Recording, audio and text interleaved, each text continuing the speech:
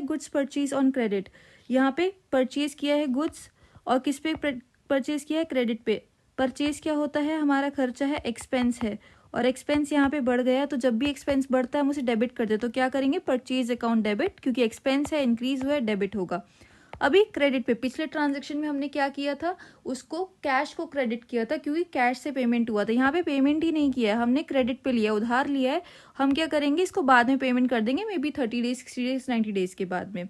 So purchase account debit because expense है, बढ़ गया है, to creditors account as an creditor हमारा बढ़ गया है, इसलिए उसको क्रेडिट कर देंगे। जब भी क्रेडिटर बढ़ता है क्रेडिट होता है, जब भी क्रेडिटर कम होता है डेबिट होता है। यहाँ पे बढ़ गया तो क्रेडिट हो गया।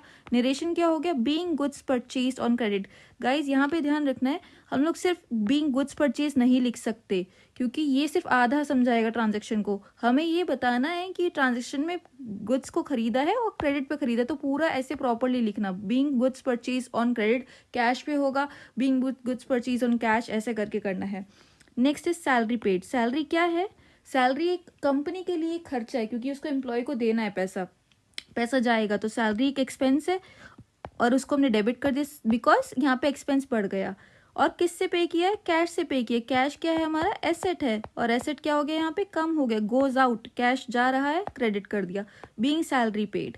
ठीक है। Next is commission received. Commission क्या है कंपनी के लिए, कमीशन एक इनकम है, तो कमीशन जब भी हमको मिलेगा उसको हम क्रेडिट कर देंगे एज एन, बिकॉज ये इनकम है और इनकम हमारा बढ़ रहा है। यहाँ पे इनकम बढ़ने के साथ साथ यहाँ पे कैश भी बढ़ रहा है। कैश क्या है, एसेट है, अगेन एसेट बढ़ा तो डेबिट कर दिया, cash account debit, cash comes in to commission account, commission income है और क्रेडिट हो गए, बीइंग कमीशन रिसीव्ड।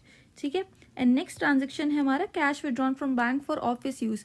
यहाँ पे देखो कैश विड्रॉन फ्रॉम बैंक है फॉर ऑफिस यूज, ये ध्यान रखो, फॉर पर्सनल यूज नहीं है ओनर का, ये ड्राइंग्स नहीं है, ये ऑफिस यूज के लिए आया है। यहाँ पे एक ही ट्रांजेक्शन में हमारी दो एसेट्स को असर हो रहा है, हमारे कैश को भी असर हो रहा है और बैंक को भी। कैश विड्रॉ किया है तो कैश बढ़ गया, एक एसेट तो बढ़ गया। कहाँ से विड्रॉ किया, बैंक से विड्रॉ किया है, तो बैंक से कम हो गया पैसा।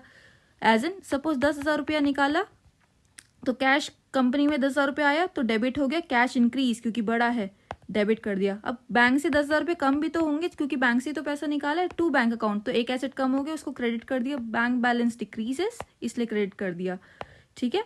Being cash withdrawn from bank for office use, ये जरूर मेंशन करना है नरेशन में। ठीक है। Next is cash deposit into bank. ये वाली ट्रांजेक्शन ऊपर वाली ट्रांजेक्शन का बिल्कुल अपोजिट है। यहाँ पे बैंक जो है हमारा वो बढ़ गया, बैंक एसेट है, बढ़ गया, डेबिट कर दिया, और कैश डिपॉजिट किया है, कंपनी से कैश चला गया तो उसको क्रेडिट कर दिया।